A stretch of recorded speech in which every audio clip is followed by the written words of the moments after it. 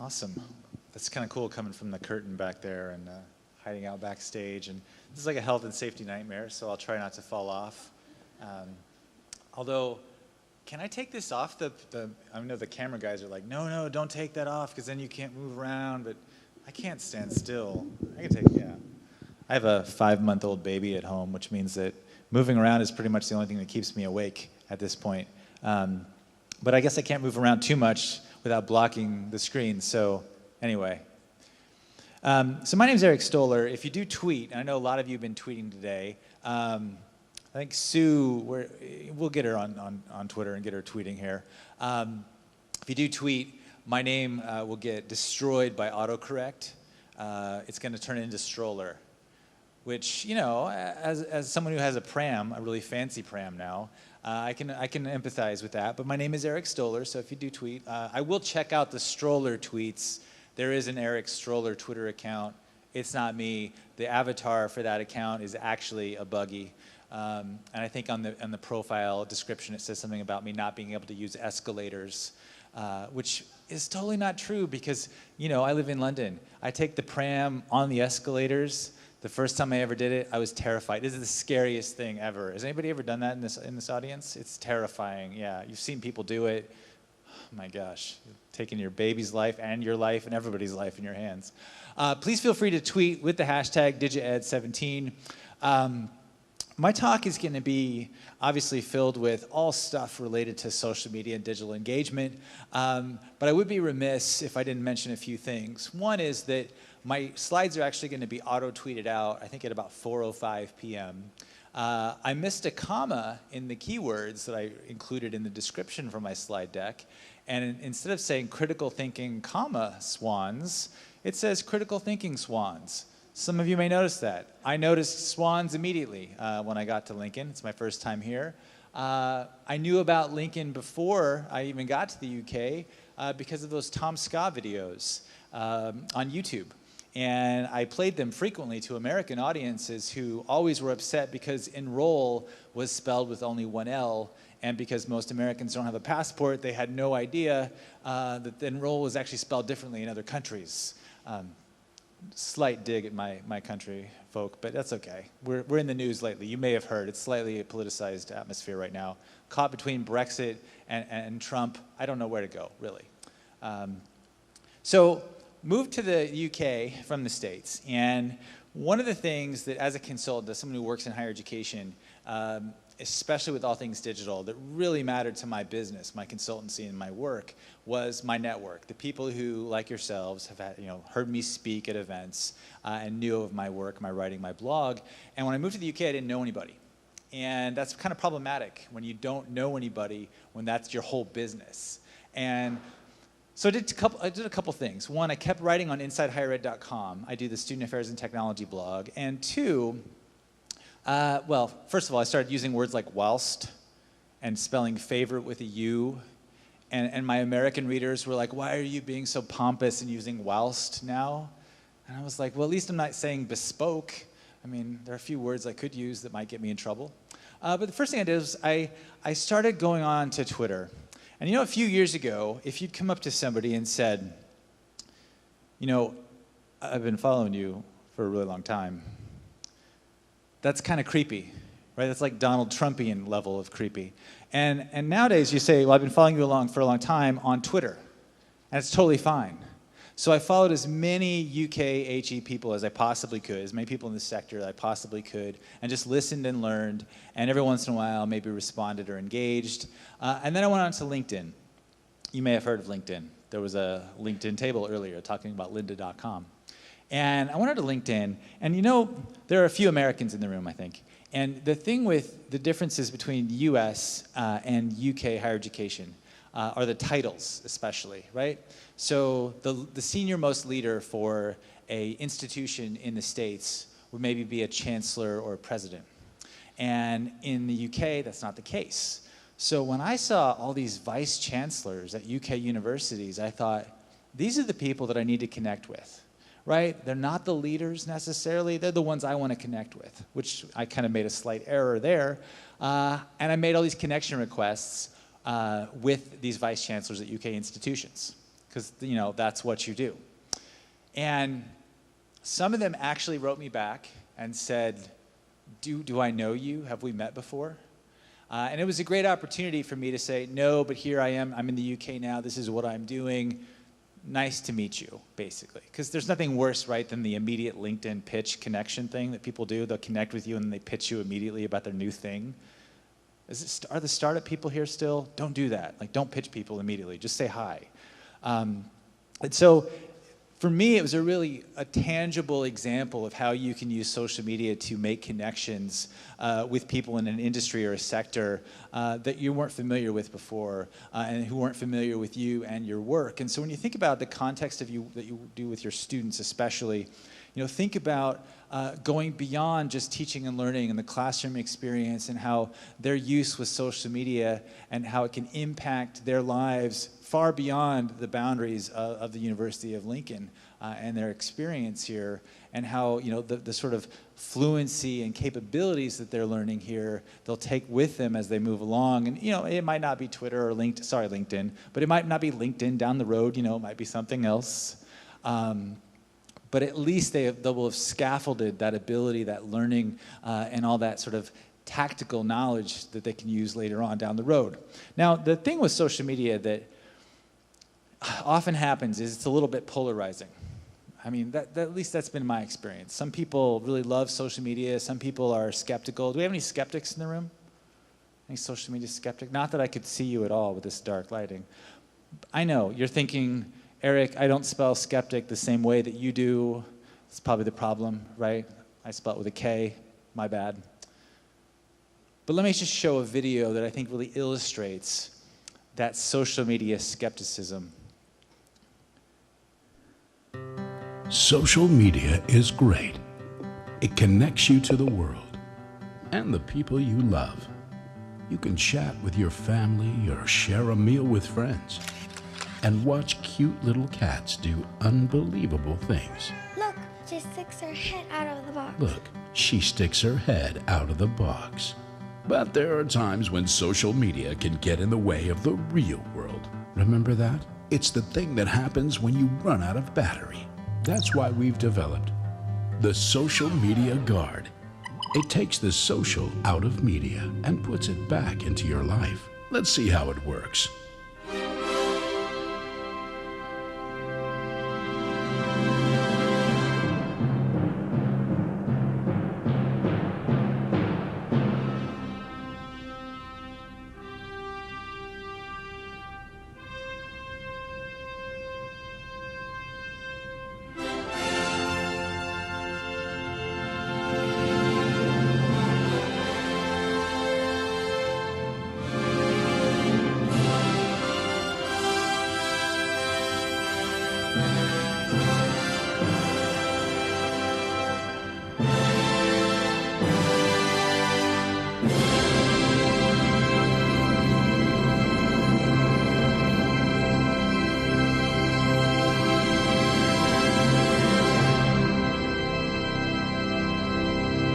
The Social Media Guard.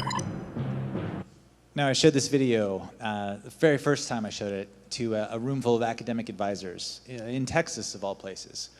And the room just erupted into applause. And I thought to myself, this is going to be an interesting crowd because I'm going to be talking about social media for the next 60 minutes in a very positive way. And they just want to run to the local pet store and get a social media guard. And I'm not going to be able to supply them with one. It's going to be very problematic.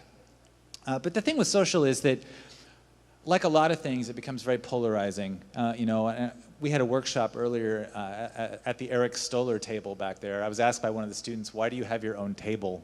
There's Panopto, and there's the library, and there's everyone, and then there's you. And I'm like, well, I guess because I'm doing a workshop thing. We were doing the workshop thing, and people were asking me about various ways in which they could use social media. And I said, the thing with social is that people think they are either all in or they're not, and it's about selecting which channels, which sites, which apps are applicable to what you want to do, modulating your privacy settings, not sharing everything. It's not as if when you join a social media site, you're automatically compelled by contract to share all the bits and bobs of your life.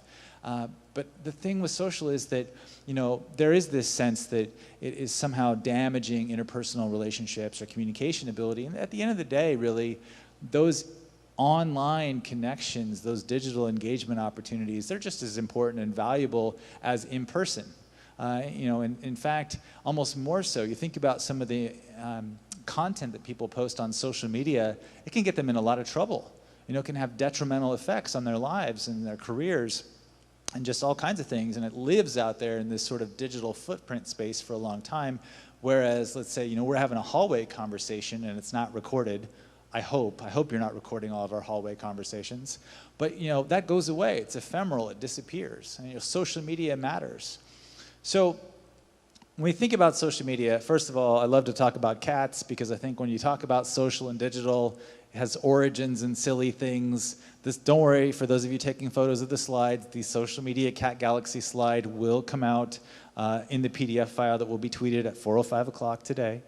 But there's a lot of apps, there's a lot of churn, there's a lot of different sites, and it's hard to be really fluent and fully abreast of all of them. For example, do you all recognize all these icons? Are there some icons that maybe you haven't seen before? For example, what's this one here? Do you know what this one is? You're like, well, Eric, that's obviously the Palm Tree app. Well, it's called Islands, and they want to be Slack plus Yik Yak, right? They want to do sort of location-based social media interaction, but with identity and sort of group forum activity in there. They're in beta right now, and they're in the US, and they're sort of a university-only app. But again, that's where a lot of the apps came from, university life. Kik is a messaging app from Canada. Google Plus is still kind of floating around. Tumblr, Messenger. Let's see. What about this one? Do you know this one? I love that the camera guy is like, oh, that's Reddit, yep. Because this is where the nerds come out to introduce themselves. And I mean that in the most complimentary way because I am one of you, right? I'm of the nerd family. But Reddit's great, but I mean, it looks like it was designed in 1997, if you've ever gone to the interface. But at the same time, there's a massive community of users on there. There's all kinds of good, bad, and ugly on Reddit. And so when you're thinking about social media, just remember there's a diverse landscape of social media that you can utilize in your practice as educators. Even things like WhatsApp. There are people who are using WhatsApp from things like clearing and student recruitment, all the way to like group work and student engagement activities sort of at the module level. YouTube, let's see. What about this one? Do you know what this one is? Crickets. No one knows. It's called Musical.ly. It's basically like Dub Smash, where people would sing and lip sync to things, and you're thinking, well, that's kind of silly. What does that mean in the context of teaching and learning or digital transformation? Well, a lot of this stuff when it first came out was kind of silly. How many of you joined Facebook when it first came out? 2004. Some of you are not telling the truth. It's okay. Because it didn't launch, it actually wasn't available in the UK in 2004, but I know there's some Americans in the room, and I thought, well, maybe they were there, because we only had access. But that's okay. I love your optimism. You're like, yeah, I was there, 2004. Traveled back in time. No. When Facebook first launched, though, it was all about our movies and our books. You remember books, those physical paper things? It was about books and CDs, and it was kind of silly. And there were actual scholars who were writing texts at the time that said, we will never use social media in educationally relevant ways. It's never going to happen, right? It's going to be a student space. They're going to be there. We're not going to use it. Ironically enough, some of those same authors have actually written books now where they say social media, it's where it's at. It's all about teaching and learning. A little bit of a reversal because they realize that these are digital engagement channels and it's what we use them for that really does matter. It's not necessarily our perception. For example, what's this one? Snapchat, yeah. How many of you are not on Snapchat? Yeah. And it's because you think it's just for sexting. Now that's not true, but it's a really uncomfortable word, so I thought, you gotta mix it up, end of the day. But Snapchat, it's so much more than what it was at the beginning. What it was at the beginning, maybe it wasn't for you, but that was the founders, they had their reasons for creating Snapchat. But what it's used for now is storytelling. And institutions all over, universities all over the globe are using Snapchat to tell institutional stories, to tell student stories, to talk about what's happening in classrooms, what's happening in learning and teaching spaces. And it's fantastic. And if you're not on Snapchat, you're kind of missing out on a sort of new genre of social interaction using an app that is very camera focused, that has an interface that's a little bit different than a lot of our other apps. And so a lot of people have sort of made this intentional choice not to be on Snapchat, but I would encourage you to try and experiment. Because what's the harm with having that app and following some accounts? Follow university accounts. There's a lot of really good ones out there. Let's see. Facebook, Periscope Line, Twitter, LinkedIn, and Periscope for when I want to know how to make cookies. Pinterest, oh my gosh, it's really, that's like a total sleep-deprived mistake right there. When you're a new parent, it's like training for the special forces. I mean, really, I can't remember anything like simple math skills. Yeah, you have to write everything down. Some of you are shaking your head because you know. Thank you for your empathy. But the thing with social is, let's just sort of break it down into a couple key areas rather than try to talk about all of it. And for me anyway, I like to break it down into 3 different components: critical thinking, career development, and student engagement. Because I think in the context of higher education, those are some of the ones that matter, at least that matter the most to me at this point. Critical thinking, good grief. I mean, we probably live in a day and age when critical thinking plus social media is at its most important time. I mean, you think about what's happening with media coverage of various things. I mean, how many tweets were there with that red bus promising us $350 million or 350 million pounds?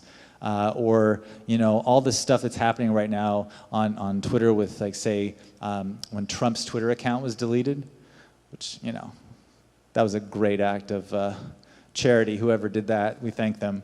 But there's tons of opportunities for critical thinking, and I think part of Sue's introduction, I would have pushed back a little bit on some of the rhetoric around sort of the natural ability when it comes to all things digital, even in the social media space for certain age demographics. Because we talk about digital natives still far too often. We know that it's really not a thing. There's no such thing as a digital native or a digital immigrant. But when Mark Prensky wrote his essay on digital natives and digital immigrants, people grabbed that and they basically put it on stone tablets and said, this is the truth for all time. And what they didn't see or they didn't read was that Mark Prensky himself has even come back with almost like a retraction, where he said, you know what? It's more of a spectrum of ability across all age ranges, across all cohorts. There is no sort of, you're this age, you've got a chip in your wrist, or you're a certain age and you're just never going to get it, and you're stuck with a Commodore 64 for the rest of your life. And some of you have no idea what I mean by that. And that's okay. So we got to stop assuming that people have fluency, even of sort of the simple entertainment-oriented things, or things like Twitter, Snapchat, Instagram, WhatsApp, you name it. But back to the critical thinking component, and that's definitely part of it, but there's so much influence these days, there's so much content being shared, and there's so much power. I mean, I don't know if you noticed this, but the US election didn't necessarily go the way a lot of us had hoped that it would have gone. And it's now kind of coming to light that perhaps another country influenced a lot of US voters by way of sort of targeted voter suppression, by way of using Facebook ads and Twitter ads. Think about that, like these social media tools that we thought was just about sharing our favorite CDs and our favorite movies, and back in 2004 when Facebook launched, or in 2006 when Twitter launched, they're now being used to influence elections. Massive amounts of responsibility, I think, as educators, we hold to actually teach students to be able to parse and identify and see what's real and what's not. The other thing is, just, when you think about all the stuff that's posted, all the clickbait posts, the listicles and top 8 reasons you should do this and that. Like here's an article from Times Higher lectures as archaic as bloodletting in an era of modern medicine. That is a great hook. I mean, it makes you want to read it, right? You're thinking they're putting leeches in there or something. Or this one, technology-enhanced learning is finally taking off. I mean, come on, if you put the space shuttle in your article, it must be true. But here's the thing. Technology-enhanced learning, that's been happening and going on for a long time. It's not as if it's just now finally taking off. Or this one here, professor who teaches Harvard's largest class says students shouldn't show up. Ooh, controversial. But then this one, the college lecture is dying. Good riddance. So polarizing, and yet how do you parse that? How do you synthesize and sort of get to a critical space where you're thinking, okay, what are they trying to actually do here with these articles? What's the agenda? What's the motivation? Career dev, or employability, is obviously a big part of the conversation. Lincoln is gold, right? Your TEF gold. It's like a form of petrol, right? Like I filled my car up with TEF gold today. It ran a little bit longer than if it had been silver or bronze. But part of TEF, of course, is the employability picture. And if you ask, I would say if you ask most students, why are you going to university? They'll give you the usual, right? I'm going to better myself, to learn more about my particular subject, and also because it's going to enhance my career prospects. You know, the employability piece. But sometimes people think of the employability conversation as like a dirty word. I was at one university, and they called employability student futures, because they couldn't call it career development, because they thought they'd get in trouble. It is what it is. So Sue Watling, by the way, I'm going to include lots of different people that you should definitely follow on Twitter, for example. She blogs and she tweets and she thinks a lot about what's going on with all things digital and HE. And she just tweeted out, if employability requires digital skills, where do undergrads and postgrad students acquire them? And I think that's a really important question to ask, because it doesn't just come out of a vacuum, and it doesn't come from any type of native space, right, in some sort of digital nativism. Where does that come from? How is that built in? Because if you talk to people at the schools level, you know, social media is kind of scary because there's lots of things like cyberbullying and power differentials. And so where does that come into play? Where do people get better at using digital? Now, part of the problem, I think, well, it's not LinkedIn, of course. We've got a representative from LinkedIn sitting in the front row. She is not Darth Vader, nor is she Luke's father, which is a spoiler alert, by the way. But the challenge with LinkedIn, I think, sometimes is it gets a bad rap because people don't necessarily see the value of it. And the challenge is this, is because how many of you have jobs? Right? So if you have a job, a lot of times you're not going to be on the site that you necessarily think is associated with finding a new job. You're like, I'm employed. I don't need to go out and be on LinkedIn because I'm already there. I've already got my job. But the fact is, you're role modeling for your students what it's like to be a professional, an academic on social media, including LinkedIn. Because what happens is that, you know, LinkedIn is this social media site where there's lots of activity and there's lots of influence and really important information and connections and networks, but young people especially aren't there. You know, because are any of you in career development? You know what happens with students is they roll up, they're almost ready to graduate, and they say, well, I suppose I should start thinking about this whole career thing now. Wait till year 3, you know, work on the CV, the interview, as opposed to, what if we worked on getting students connected to some of these career development and employability networks early on? And they might say, well, I don't have a job, or I don't have a lot of material to put into it. But that's okay. Learn how it works. Learn how you can publish content. Learn how you can engage with people. Learn how you can actually build networks with people who are like-minded or who have professional interests just like yourself. And there's the student engagement piece. Call it maybe enhancing the student experience. In the US, we've done a lot of work on student engagement. And basically, to distill it all down, is that the more engaged students are with their university, the more successful they're going to be. And the challenge is when you're working with students and you've got institutions that are trying to grow, you can only engage and connect with so many people. You've only got so many hours in the day. And the nice thing about digital engagement is it allows you to scale your ability to reach more people, answer more questions, role model to more people. And especially when you think about how many distance learners are at the University of Lincoln. You know, how many learners may never actually set foot here? I was talking to a gentleman, I think from the business school or from engineering, I guess it was. I'll remember here eventually. And he was saying he was going to be teaching some distance students. And I was thinking, well, how does he engage with those students? It's not going to be face-to-face necessarily. It's going to be online. It's going to be through social media. And you know what? You might say, well, we're going to do all that engagement through the VLE. And how many of you are excited about that? You know, it's funny because the very first time I presented at something in the UK at a conference, I said something that I thought was relatively silly, kind of funny. I thought people would laugh. Because I'm coming from the States, right, where we just give it up so easily. The emotion flows so freely. And I went back home and I said to my wife, I said, you know, this isn't going to work. I can't work here. I'm not funny in the UK. I'm going to have to go back to the States. She said, that's okay, Eric. They're laughing on the inside. So thank you for that. Digital engagement matters. And JISC actually came out with this interesting piece of research that said that 75% of students believe that the digital skills of staff is an important factor when choosing a university. Now, I don't know how they actually measure that. That's like saying 75% of students believe that the cat or dog preference of staff is important when choosing a university. I'm not sure exactly how you tease out that metric. But it is interesting in the sense that I was talking with, at the table back there earlier, I think it was Sabina. Is Sabina in here? Yeah, if that's as she leaves the room, perfect timing. So anyway, I'll just talk about her now since she's leaving.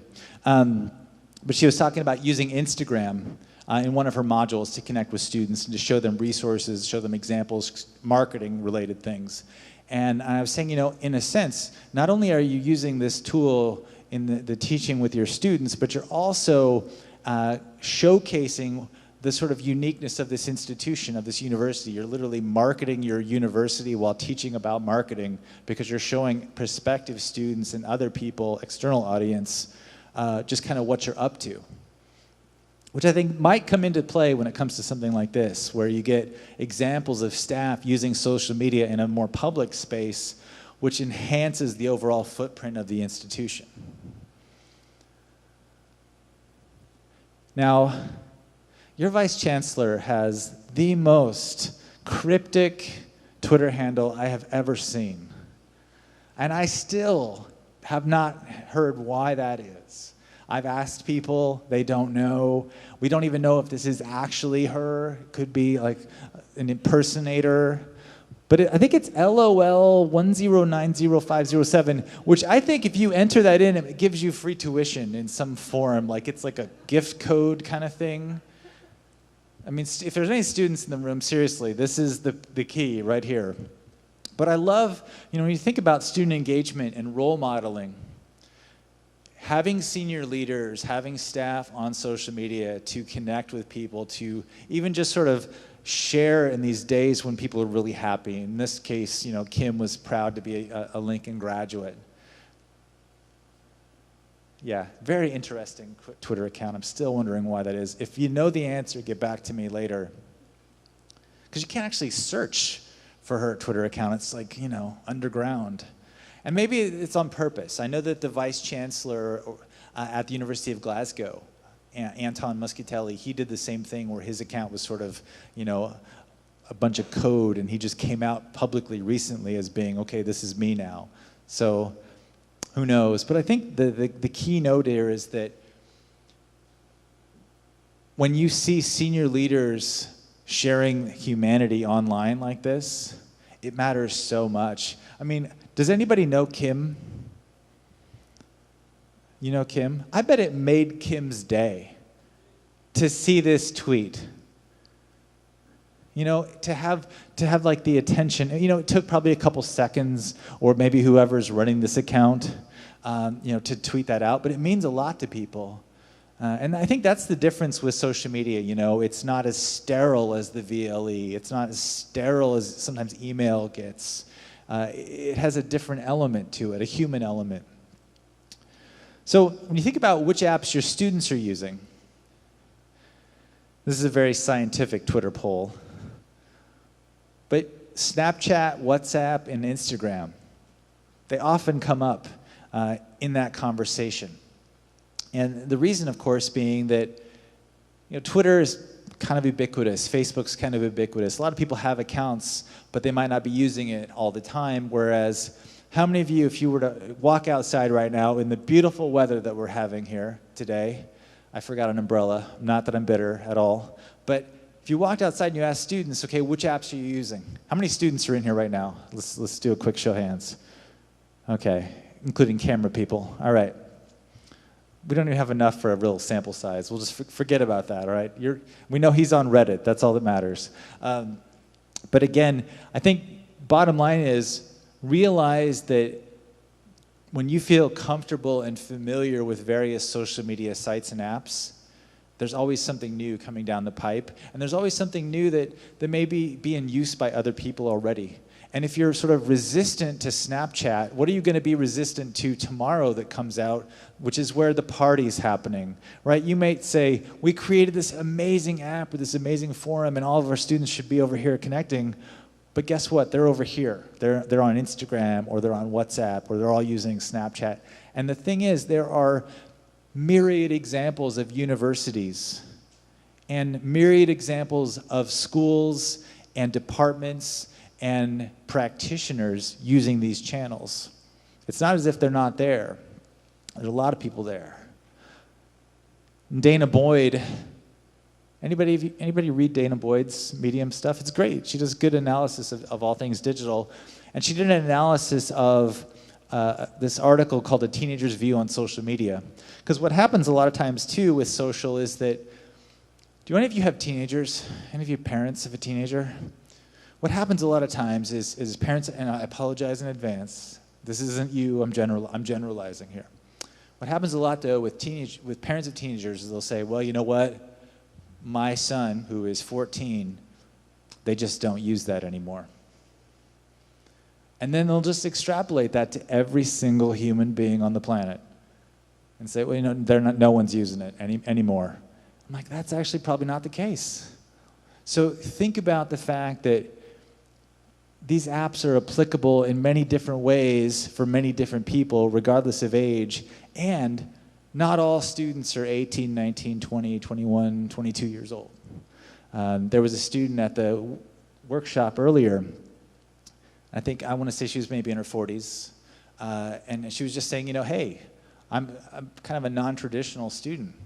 I'm on this app, and this app. Can't make assumptions.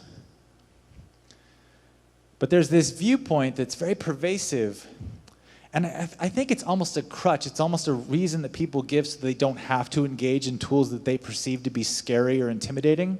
And it's this idea that, well, if we go to these places, if we get on these apps, if we start using them for engagement, then they're not the cool place to show anymore, or to show up, or to hang out.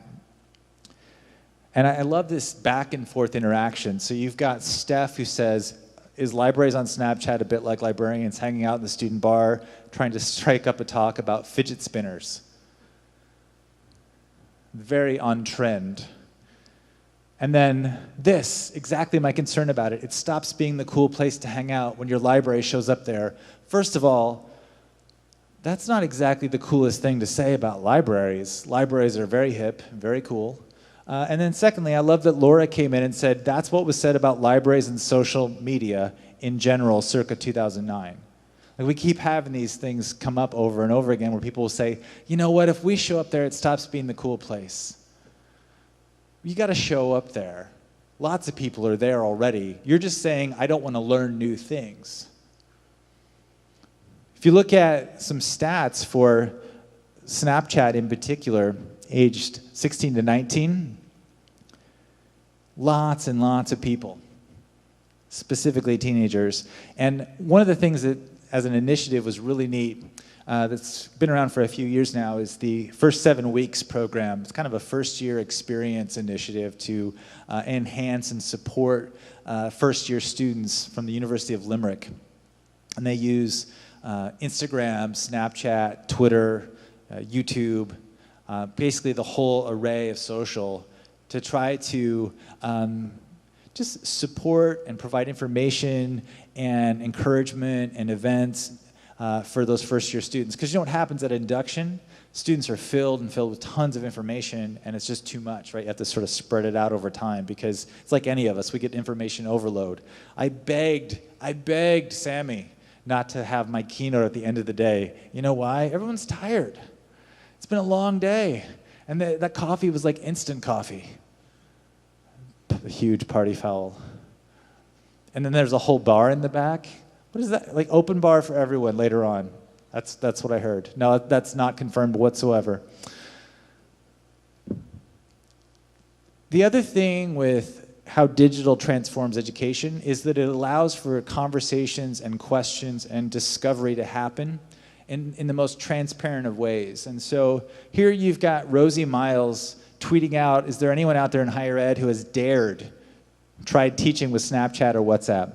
And there's this whole conversation that happens. And you can just follow along if you follow people. You know, sometimes it's about following people to see what they're interested in, and then you can learn from them, learn what they're interested in. And it becomes part of the sort of overall sense of digital literacy and digital capability. And I think part of the challenge in higher education, and I think that Sue kind of touched upon this, is that it's not just about the digital literacy and digital capability of students, but it's about the digital literacy and digital capability of staff. And that's a huge thing, because you know, you have those colleagues who have like 3,000 unread messages, or like every file that they've ever created is on their desktop. And on their CV, it says they have Microsoft Office skills. Some of you are thinking, well, that's me. I am that person. But no one's ever sort of said, you know, how are you enhancing your digital capabilities? How are you working on your own digital literacy? Because it's not necessarily always part of the conversation for staff. You're supposed to have it in many ways. And I think that Rona, you know, she really nailed it here when she said we cannot develop students' digital literacies without developing those of educators as models and mentors. It's a great tweet. I love the fact that you can follow people and listen and learn all over the social space and sort of engage in this slow trickle of CPD, you know, because there's only so many conferences you can go to over the course of the year. But you can learn from some of the best people out there pretty much year-round. Now, sometimes there's a motivation issue here. Like, why should I use social media if I'm not rewarded for doing it, right? If it's about publishing, it's about research. Why should I engage more with students? Why should this be part of my job if, you know, there's no appraisal connected to it, reward, that kind of thing? Which Charles Knight's absolutely correct. I think that's a really important point. And a few years ago, Liz Barnes, who's now the Vice Chancellor for Staffordshire University, she basically came out at a conference and said, every academic at Staffordshire will use social media, and they're going to build it into performance management. I mean, how do you think that went down? Mandatory stuff for academics. That usually goes over really well. I know. And here's the best part, though, is I was at another conference earlier this year, and someone from Staffordshire was there, and they tweeted this out in response to the previous tweet.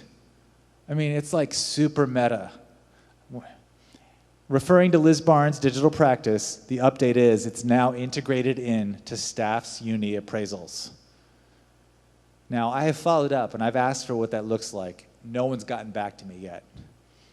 Could be they just don't want to showcase the coolness that they've got going on. I'm sure it went over really well. Now, this is a big-time conversation that comes up over and over again in HE. And on the LTHE chat, there was a question, what can institutions do to incentivize staff to engage in digital skills development. And Rosie Hare, being cynical here, but make it a compulsory part of the appraisal annual PDR process. You hope it doesn't have to be that structured or that mandated, but at the end of the day, people are fairly consistent. You know, if you give them an incentive or motivation, they'll rise to that expectation. And I think the challenge is with social media is it's really easy for some people to say, well, if we're there, it's no longer cool. Or to say, well, I'm not a digital native. You know, there's all the excuses, but the reality is, if you're in that camp, you're missing out because there's so many other academics and other staff who are doing great things with social in the context of teaching and learning in their work. So let's talk about learning and leadership.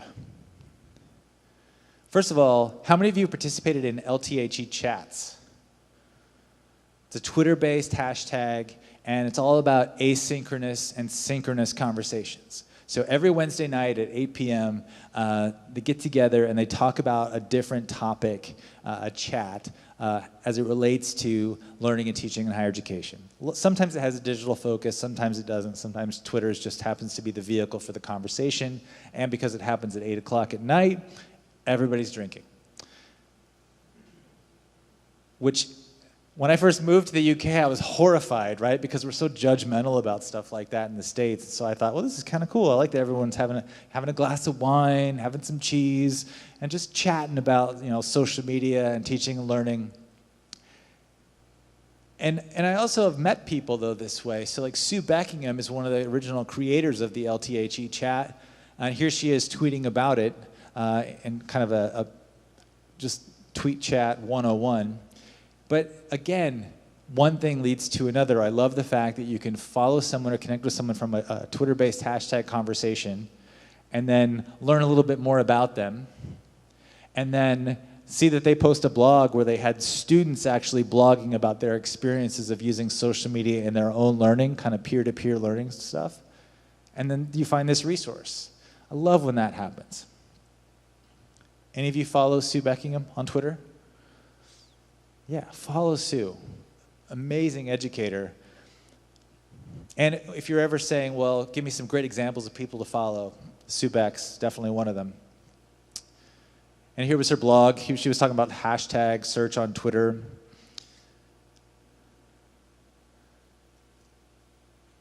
Because I'm sort of very visible on Twitter especially, people will share resources with me or share ideas and things. And at Plymouth University, their nursing cohorts, they actually get them on Twitter as a learning and teaching tool, just in terms of what it means to be in a medical profession and on social media. And if you ever want to sort of read about sort of the structure and what it all looks like, they actually have written it up in terms of how all first-year students have been introduced to the use of Twitter, and they've been asked to set up their accounts and how they're using it, because it's important, you know? Especially if have you ever searched or Googled your own name? Yeah, some of you might not like what you see. But it's important to at least look at that. And there's like 12 guys named Eric Stoller in the US. One of them is a lawyer in New York. I'm always getting emails from his mother, like all the time. And I think it's because her email client auto-populates my name. She just can't stop emailing me. Please stop emailing me. I'm not the right Eric. But if you Google your name and you have a social media presence, you kind of control your own destiny. So as staff, scholars, researchers, students, and everyone else, what you post and share creates this digital footprint for you, which then allows you to kind of control your own destiny a little bit. Now, I mentioned Reddit earlier, and we've got at least a few Reddit users in the audience. Reddit, because it is a bit nerdier, it's a technical term, people will do AMAs, that stands for Ask Me Anything, where in this case, you've got a professor doing a Reddit AMA, and this is Warren Chan of the University of Toronto, Ask Me Anything about applying nanotechnology to treating cancer and infectious diseases. Just a light conversation topic. Only on Reddit do you get this type of back and forth interaction. And the cool thing with Reddit is that the comments, which are questions, get voted on. They get little up or down clicks. And so usually the best questions kind of rise or surface to the top. And I found that a number of institutions are having their staff do these AMAs because they can be very niche, very focused conversations. And if you have content that maybe you're thinking, well, who's my audience? You'll find them on Reddit for sure. They will be there. I know that edX, which is kind of like the US version of FutureLearn in some ways, they do a lot of Reddit AMAs to try to sort of boost the visibility of their online programs. And you think about how do you boost the visibility of your online programs or online initiatives, and Reddit's definitely one of those sites that can come in handy. So I think three sort of final thoughts here. One is that people will always say, well, I can't use social media because I don't have the time. And you have to make time to learn, right? I think that's the third point, is always learning, but you have to prioritize that I'm not going to just get stuck in my ways, in the sense of the subject matter, the data, the research is going to always be kind of moving, and people learn new things and there's discovery. But there's new ways of engaging. I mean, can you imagine if you were using like Blackboard version 1.0 still? You know how painful that would be? You're a Blackboard campus, right? Yeah. You saw Blackboard Ultra. They were doing demos back there of Blackboard Ultra. Blackboard Ultra is like a Ferrari compared to the first version, like Blackboard Collaborate when it first came out. You had to have like a foot pedal, like a physical hand crank foot pedal thing to get it to work on an Apple computer in the early days. Now that's hyperbolic, but not by very much. So make some time to learn new things. And the other thing is this: most of us don't want to appear as if we don't know stuff in front of our peers. There's ego attached to it. Nothing will showcase an organization's issues around learning new things like social media will. And so go back to your office, find someone that you trust, and ask those silly questions. Or get on your phone, create an account, Purple Dragon 24. It's not your real name. It's not who it doesn't have your real picture on there. And figure out how something works. I know it's going to take a little bit of time, but it's like anything else. At the workshop earlier today, I was talking to the group about, how we build this into our routine. How many of you checked email this morning, first thing? In the dark, while horizontal. Yeah, some of you in the dark, still in bed, check an email. You probably didn't buy the long cord, so you're kind of like in this awkward position, and you're flicking your phone because it rotates every once in a while. You've got one eye open because the phone is too bright, so you've kind of curved it a little bit so it's going up this way. That's commitment. You might not love email, but you are committed to email. I know you're thinking, man, this talk just went downhill because he's talking about how much I get paid to do email. But seriously, you've built this into your lives. And so how do you build the use of social and experimenting how to use it into your lives and getting better at doing it? The other thing is be bold. I think oftentimes the perception of risk, it just crushes all the opportunity that you have to use this to engage with your students. Go forward and do good things. Nothing bad's going to happen to you. And you'll say, but Eric, what if? Like I read this one time, there was this person that they posted something and they got in trouble. I'm like, yeah, but that's one out of how many million times when good things happen, when people use this for scholarship, research, collegiality, networking, enhancing the student experience, you name it. There are myriad ways to do it. And I think the greatest irony is that when you work at a university, you should love learning. Like lifelong learning should be what it's all about, and social media is part of that journey. So, bar's open. I thank you very much for your time.